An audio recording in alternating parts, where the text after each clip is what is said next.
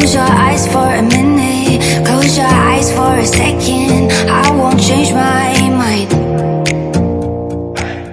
Hi Posh fam, welcome back to my channel Poshcateyes Unfiltered. Before I go any further, guys, we have grown by 10.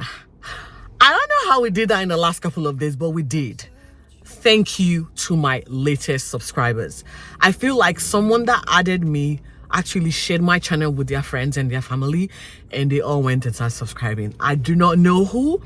You know yourself. I just want to say from the bottom of my heart, thank you, and keep sharing this channel, okay? We need to get there. I was thinking I'll probably get to 300 by the end of the year. We're close. I don't know how we're gonna get there, but we're close.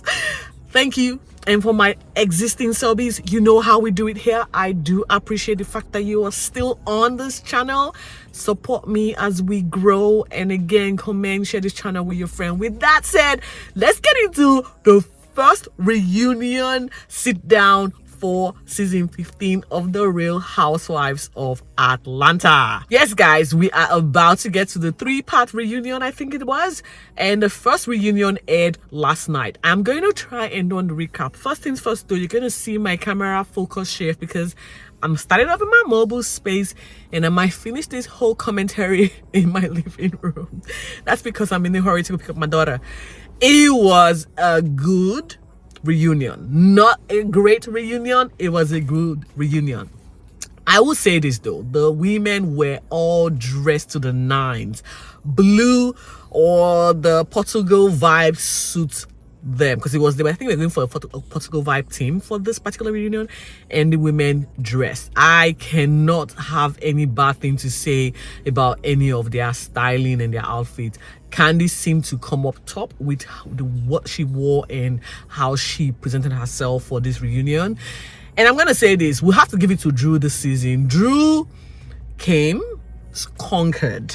She conquered, and no wonder she deserved to the seat next to Andy for this reunion. Seriously, this first part reunion was pretty much Drew and Sheree having, you know, to just carry the day. It was mostly about them. We're gonna get into the major talking points from the first reunion. I know there was still the drama with Courtney that aired, but first things first, I want to say this. Moyeta had some very interesting interview this week. Quite interesting, I'll say, in that because we know she's Neo, the R&B superstar.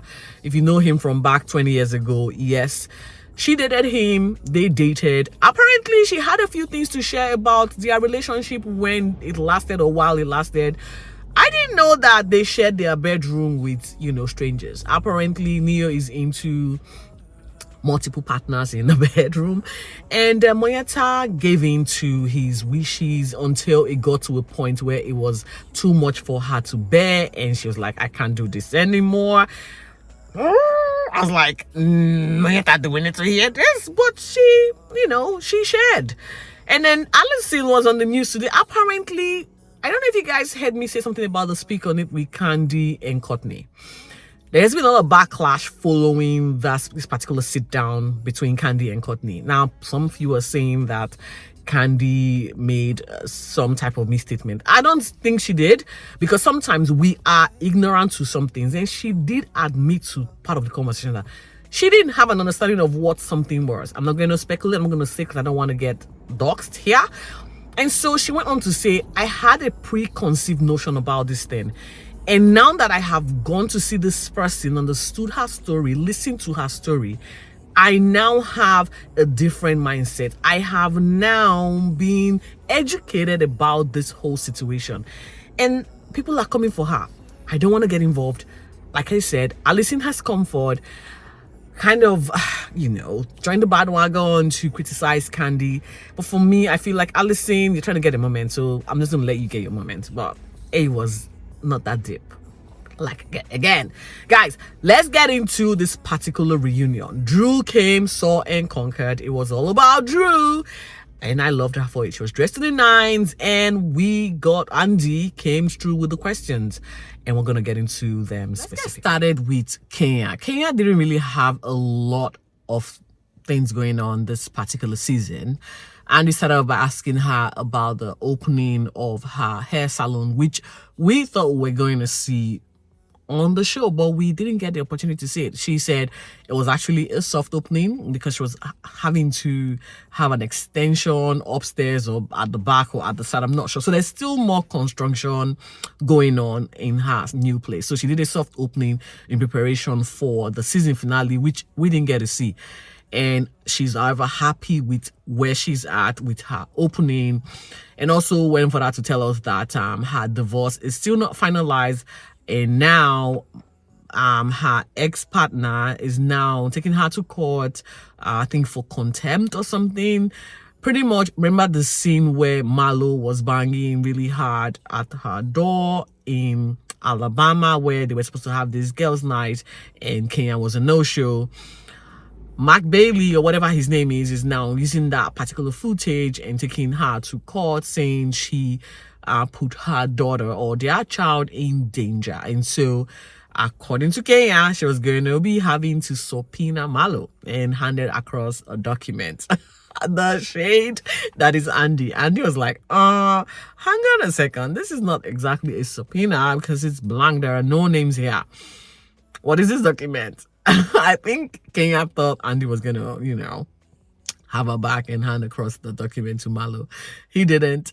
She just used that as prop. Okay, there was a lot of prop this particular reunion, and we're gonna get to that prop. The major prop was from Sheree, which was just, it was a good one. I would give it to Sheree for this particular prop. However, it was just too stretched, in my opinion. Anyway, we'll move on to Marlo.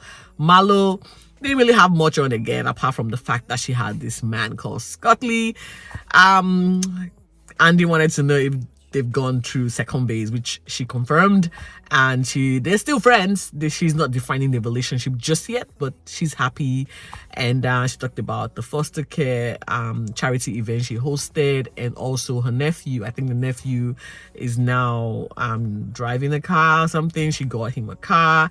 They've gone on holiday, and she is happy. Okay, that was pretty much the summary of Marlo's entire season. I'm pretty sure we're gonna see more of this unfold in the second part reunion, but like I said, guys, there wasn't much to give this particular reunion. Let me get on straight to Monyeta. Monyeta came on with Courtney, and this was like, I think, a few minutes into the show. Monyeta again was she played a phenomenal role this season, in that she was the bone collector. She pretty much brought everyone's issues to the fore. Like, she had the collusion conversation where the whole that happened around the Kissgate. So Monyeta pretty much outed Courtney for calling her cousin the B word, and she pretty much came to address that particular conversation, because outside of that there was really not much on. Courtney, however, had a bit more, because she came to shade Drew in defense of her cousin Raph. We're gonna get to that a little bit more. Now let's get to Candy. Okay, she had a lot going on with the launch of her new toy, the Peach toy, as well as the movie The Past, and pretty much the event surrounding Kissgate, because that was another situation that extended for 4 or 6 episodes this season. And I think all Andy wanted to find out while she was always coming and going. Pretty much, if she was there, she was leaving. If she wasn't there, her presence was missed. And she said she had a bit on. She had a show coming on before the shooting of the season, and so she was pretty much at her wit's end. She was exhausted, but she had to show up, and the little she did, she showed up, which wasn't enough, because it pretty much was the reason why we are now getting all the backlash surrounding Candy. The fact that she didn't give us what she was meant to give us. She's the highest paid, right, of the entire franchise, and so to whom much is given, much is expected, I would say. I think she had a few shades thrown at Sheree, and then we're going to get into Sheree just very quickly. Sheree, had to tell us about Mattel. Guys, the relationship between Mattel and Sheree is donezo, as confirmed by Sheree. Shock horror, guys. Who else is surprised by this? Who else? You? Definitely not me. I don't think anyone is shocked. It pretty much was a seasoned relationship. What I mean by seasoned, paid to come on the show for storyline. And quite pathetic for Sheree at her age. We're going to get to the shades between Sheree and Candy. Because, boy, I didn't know those two women don't see eye to eye. But there's something going on there. I don't know. There is definitely something going on there. They are not friends. You can clearly see they don't like each other. Sheree is a bit more jealous from her actions and what she was giving. It was just giving off jealousy vibes, and that's as far as I could, it wasn't good. So, of course, the reunion did kick off with Andy doing some Zen therapy here, thinking it was going to give him the calm he needed to tackle these ladies. Andy, you can do all the namaste you want. Good luck with that. He kicked things off by shading Candy for, again, being booked and busy all season and not being present for the girls. That was a good shade. Andy wasn't holding back. Next up, he kind of teased Kenya's outfit because Kenya was revealing everything around here. And yeah, beautiful dress, but it was, giving the most. And we hit it out straight with Sheree. Sheree apparently has got a nose job. And her excuse for doing a nose job is because she has some difficulty breathing. And the ENT surgeon suggested she tweak her nose. I don't know. Sheree, go figure. And of course, Mattel was front and center the season opener for her. It was her storyline. And safe to say that post glamour being the glamour for the first time, of course, we saw the glamour sip and see thing. Mattel became a fixture for every other ladies, given they had his history down packed. He seems to be a woman abuser, allegedly. And thank God, did I say that earlier? She is no longer with this dude. And good on Sheree for deciding to walk away from another BS. Now, we knew what happened to Prison Break from 5 seasons ago or 3 seasons now. Well, Mattel, according to her, there was just too much white noise, meaning everyone else was talking about her. Everyone else saw what she wasn't saying, and she decided at some point she was going to take heed and listen to what everyone was saying and let him go. The situation with the fact that he did not pay for her birthday came up, and she was on the defensive. Pretty much, if I invite you to my birthday party, you have to pay. And that was it. And Mattel was her guest, and she wasn't expecting Mattel to pay.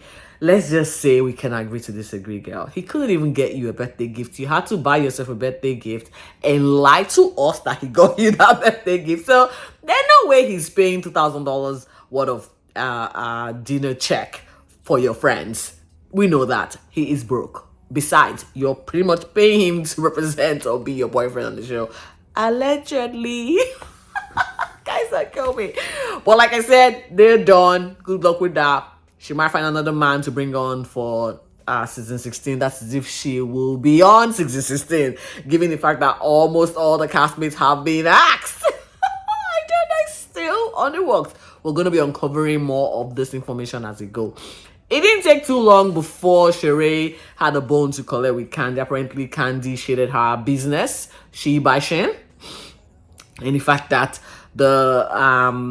I think some of the people that worked with her or worked behind the scenes, worked with the fabrics, worked to get the runway outfit ready, she's owing them. And so she came with some type of receipt to prove that she has paid. But guess what? One of the guys went online just before the season reunion aired that he has not been paid. And it's close to 2 years since the date from her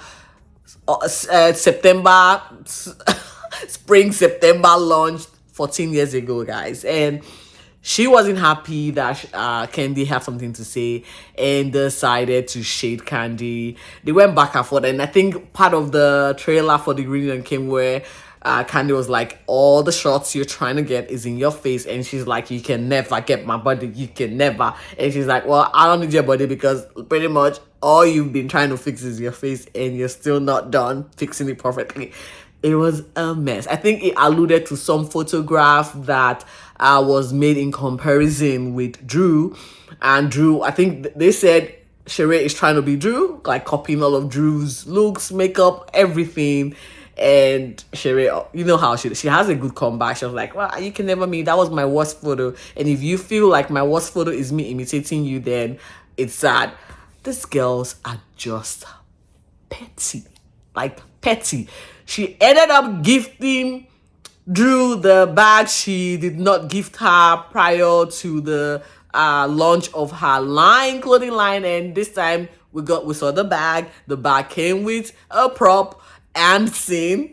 This was again referencing Candy making jest of Drew emotionally crying and walking off to Portugal first night dinner. If you guys missed all of my rundown, just go on. I think it was the Portugal trip. You would see that particular shade where Candy shaded Drew by saying end scene as she was crying out from the ladies having should I say, a few disagreements. The rundown with Andy and Sheree didn't just end with Sheree having a dig at Candy. Sheree and Kenya also went head to head. Apparently, they had a conversation regarding the fight between Kenya and Mattel. That was at RHOA's party. And again, they went back and forth at each other. It was just a mess. Ultimately, Kenya is now happy for her that she made the right call in letting go of Mattel. Now, for the last shot at Candy by Sheree was the SheNews. Sheree brought out the SheNews magazine to throw for the digs at Candy. Obviously, Candy has been coming after her business venture, or rather, failed business venture, which is the She by Shein allegedly. And Sheree wasn't having none of it. She brought this SheNews to literally, this particular SheNews was all about Candy's business. From her clothing store, clothing brand, which is called Tags, to her old lady gang, restaurants. I mean, it's been on the news way back some couple of years now where there was a shooting that happened there. It also made this particular season conversations, and also I think she also failed a few health safety checks. And I guess seriously, there is no business that does not have its sides or its risk. And this is one of the risks of having a business or running a business, Sheree. You would know that. Nah, actually, you wouldn't, because you haven't actually run a successful business. Your business, in fact, hasn't even broken even, let alone make profit. So there you go. You have been conceiving the idea of She by Sheree for 14 years. Candy, on the other hand, conceived her business, I think, between 6-7 years, and she's turned a profit. So go figure. SheNews, although it was a good comeback or a good clapback on Candy, I just felt it was another jealousy move by Sheree. Sheree could not wait to get that SheNews out to just make a mockery of Candy. Candy went on to make a mockery of her face and all of the surgical work she's got done on her body. It was a bit of a mess. It took Andy hitting the Zen gong for these women to actually stop going at each other. It was funny to watch. I just couldn't help myself. Andy was really ready to shade these girls. Before we get to the Drew part, he shaded Drew for not knowing that South Africa is actually in Africa. I don't know with this ladies and their geography. They need to do better. Kenya actually made a mistake by saying Portugal is somewhere wherever she thought it was. It wasn't. She is. They need to go back to elementary school and get familiar with the geography. That's all I can say with that. It goes to Drew moment. Now we get started with the fact that she has had a successful year. She has had a very successful year with the release of her single, You Already Know, directed by her, written and produced by her and Raf, as well as the movie The Past. I mean, Drew has been booked and busy all season this season. And No surprise that she is in the hot seat tonight. We had to rehash a few of the moments that, were interesting, that caught our eyes. And then the Latoya kiss. Drew is still denying that the kiss happened. Candy insists she saw the kiss. And then Drew is calling her out for the interview that was supposedly done in 2021, to which Candy was like, I was trying to make it to make a light moment out of it. Not that I was saying I didn't see what I saw. I knew you were married and I knew you had a family to protect, and I was just going along just so we don't make it a big deal or make it seem like it was a big deal. Well, girls, it's now a big deal because Drew is still lying that the kiss happened. Latoya is going back and forth with this whole case. Candy is sticking to her guns that she saw what she saw. Malo apparently saw 80%, or she came back and said she saw everything. So we're not going to get an answer. I'm not sure why we are dangling around the bush with this particular case. She still lies that she hasn't kissed the girl, but then they had an interview or confessional where she admitted to kissing the girl. So, Drew, please help us understand exactly what is going on. It came to the, conversation about the past and the fact that she sort of rejected or disregarded towards production, a team or production hat by, I think according to her, she rejected the offer at first, but because it was below her pay, and Todd then gave her the one-on-one, or they had a one-on-one where she then eventually accepted to do this gig, but she wasn't going to go below her union offer. According to her, she's a big deal, and so she should demand the paycheck that she deserves. Good on you, Drew. You know your what? Go get it. I think in saying that, though, you should not bite the hand that fed you, because you're dissing the past in a movie that you supposedly support in the face of everyone else, because we want to watch it.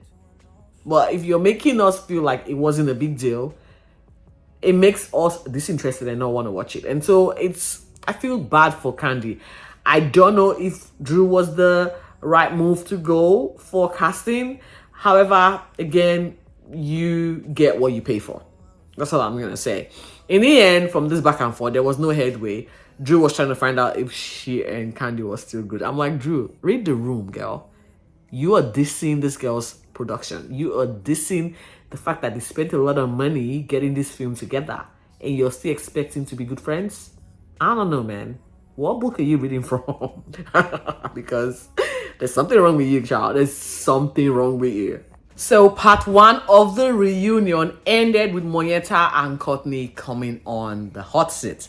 Now, you all know Monyeta was the bone collector. Like I said earlier, she had a few bones to collect, and that had to do with the B-word calling, excuse me, the B-word, as well as Courtney shading her cousin's wife, Drew. And you know what? Andy came prepared. So basically, Andy felt it wasn't a big deal to have the the cameras or the recording of Drew having the conversation or referencing Latoya as a liar, and where Malo then sent it to Latoya. Because again, it's a reality show, cameras are going to be on everyone. And why did Drew see it as a big deal? As well as when Courtney used the B word, according to Courtney, she was mimicking Drew's conversation, and Monyeta got it all wrong. Drew is like, it's not the fact that, it was a big deal, it's who it was coming from. She had this trust on sort of a family member, in quote, because again, Drew is now saying she's an unverifiable cousin. And I think this is where it got heated, and this is where it ended. Basically, Courtney has been coming on strong with regards to Drew and this whole relationship with the woman. Monyeta again brought the conversation with the lady that was present during the shoot of the past, Ty. And I think this particular conversation got through to Courtney, who interpreted it as there was already a situation happening, which we're going to be uncovering in the part 2 of this reunion. Drew vehemently is still denying because according to her, they were having the moment during filming. It was all a joke where she made the comment of, if my relationship doesn't go well, I'm just going to go, I have a crush or be with my crush, which is Ty. I think Courtney read this the wrong way or ran with this particular story because it now looks like Courtney and Ralph are now colluding and plotting against Drew. Drew, oh my God, unleashed on her so-called cousin. I'm just gonna have you watch this particular clip. It was the highlight of my night with part 1 of the reunion. She read Courtney fulfilled. She did. Not gonna lie. I loved the Drew comeback with this one. And I think she's right. Kids are off limits. Courtney was reaching with this particular one.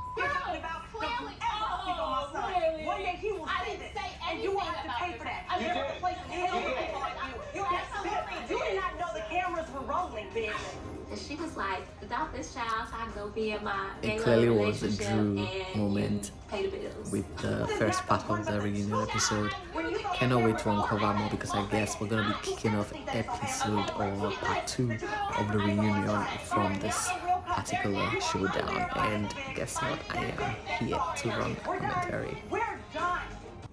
Quite sad though, you know, like we are seeing the breakdown and disintegration of her family, and to see that a woman who is meant to be divorced as well, instead of supporting a fellow woman going through it, she is actually antagonizing and just kicking her while she's already down. It's quite sad.